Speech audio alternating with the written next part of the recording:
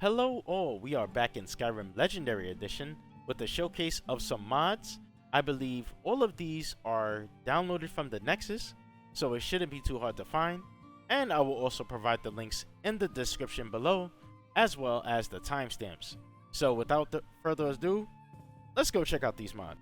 So the first mod up is a mead replacer by Zako3, and it was backported by VS Mods 97. I honestly didn't have the best experience with this mod because of the items not actually getting replaced. After installing this mod, all of my mead bottles still appeared to be default. I did type in mead using the add item mod, and I saw a few of the new mead bottles in there, but like I said, it wasn't replacing anything for me, nor was I seeing any of them like lying around. So next is a race mod called the Doggy Rot Race Reborn. This is something that I have had for a long time, and it's actually one of my favorite race mods. It will allow you to play as a humanoid cat-like race, and I believe these actually might be lore friendly. So this mod makes me think of the Thundercats, honestly. So it has support for male and females, and ignore the buff body that I show off in this video because I have a slight conflict with the Doggy Rot race and the Amazon race mods that I have. So they will have tails just like the Khajiits, and the only small issue that I have seen with this mod is that there's a bit of a color scene, most notable around the neck, and I have also started making a mod that will add these type of characters to the world as NPCs. So the process for me on doing that has been a bit slow, however, due to my low performing hardware. The next mod we have up is the Amaranth, and this is a backport to LE. So I'm not sure, but this shop might have its own LODs, as I was able to see this building from very far when I started making my way towards it. Anyway, it is a blacksmith shop located between Duskman's Cairn and Silent Moon's Camp. It's an odd place in my opinion to put a blacksmith shop, because it's between a raider fort and a creepy Nordic dungeon. But it's a place that not many people mod, so I can understand the choice to place it here. So anyway, it has its own map marker, it has a nice porch that has all the essential workbenches and stations, as well as a tanning rack and a smelter. The brick portion of this porch, I don't know if it was like marble or what, but it was really like glossy and reflective. I don't know if that had something to do with the backport or if they purposely put it like that, but it just looked a little bit odd in my opinion.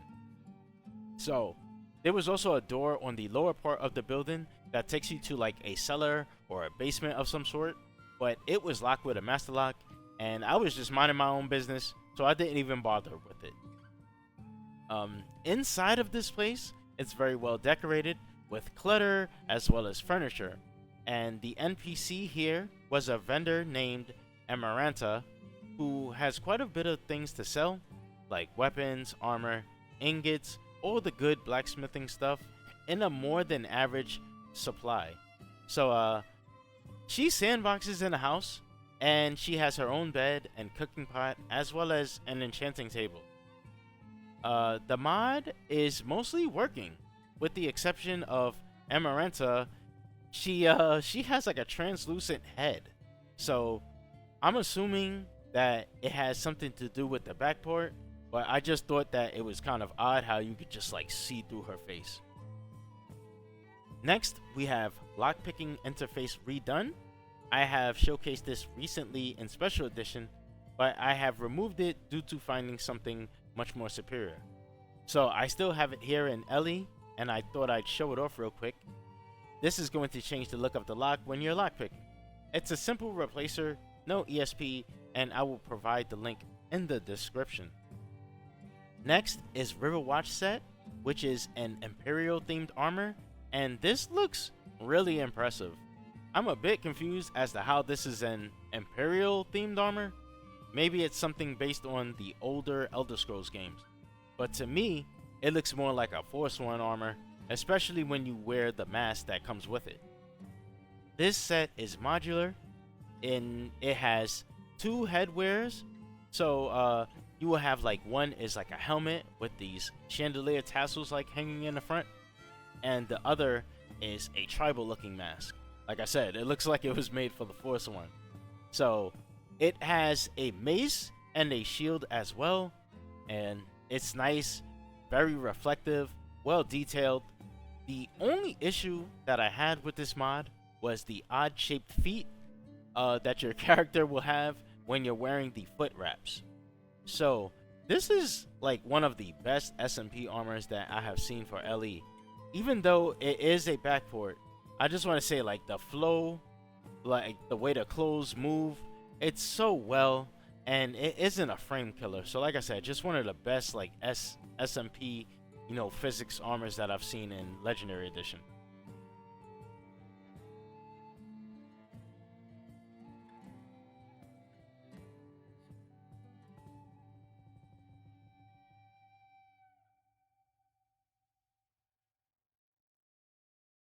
Next is Medieval Fences LE, and this is a backport. I did not expect so many of these mods to be backports. Either way, it's good to see the love still being shown for Old Rim.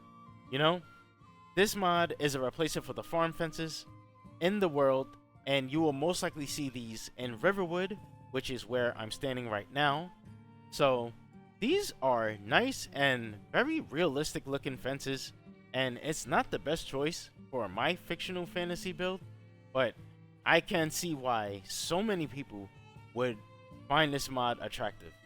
Both the detail and the textures are top notch.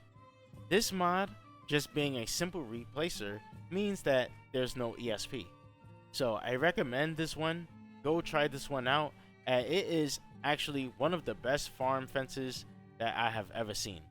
So shout out to Clemmy for making this mod, and to VS Mods for the backport. Next is PS Boss's Frost Astronaut Replacer, and this is going to remodel the Frost Astronauts to be more shapely. So when I first conjured this thing, all I saw was cheeks. Big round, icy cheeks. And the mod is actually humorous.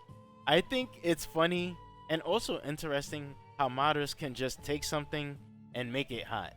It reminds me of this one scene in Family Guy where one of the kids recorded over Peter's adult film with like a trip to the Statue of Liberty. And so him and the boys was just like, whatever, let's just drink until she's hot. Man, my kid must have taped over this for history class. The Statue of Liberty? What are we gonna do? Boys, we're gonna drink till she's hot. So that's kind of like what this reminds me of, how like they'll just take like some creature that is just like whatever, and then they'll just like throw some boobs and butt on it, and it's just really cool and funny at the same time. So because this replaces the Frost Astronauts, it's gonna replace all the Frost Astronauts in the game, and for that I will have to pass on it because I don't want to have all of my Frosties having juggies. So I am hoping that somebody does make an SP ID version of the special edition variant of this mod, so we can have both the normal Frost Astronauts as well as PS Boss's Frost Astronauts. And that's going to do it for me on this video. I really wanted to jump into LE because I know I have been installing a lot of special edition mods lately, and some people, they still commit to this game, and I completely understand. I was one of those people that used to just only play LE and not play SE because, I had horrible frame rate with special edition. So I understand that, there's a lot of LE players that either just can't run special edition because their hardware is too weak, or maybe they just have a LE build that's just so good there's no need to move on. So I haven't played LE much since getting, most of my favorite mods from LE ported over, and having stable frame rate in special edition. But I will always love this game, and as long as people keep making mods for it, I will keep trying them out and showcasing them off. So thank you to the modders for sharing your work with us, and thank you to the backporters like VS Mods, Turtle God King, and many more. I see you guys. So take care everyone, I will see you in the next video.